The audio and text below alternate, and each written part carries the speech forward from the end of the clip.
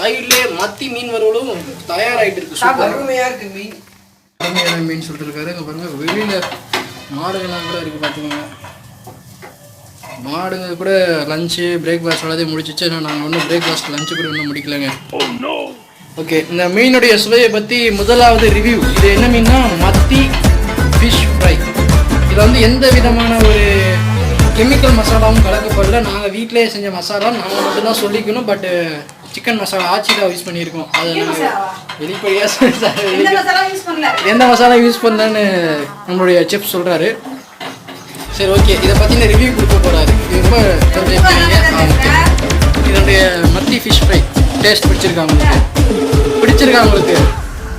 செம்ம செம்ம செம்ம செம்ம. ஓகே அப்படின்னு சொல்ல மாட்டேன். இதை பற்றி நீங்கள் உங்களுடைய கருத்துக்கள், இந்த மீனுடைய டேஸ்ட் வந்து மீன் வந்து நல்லா இருக்கு.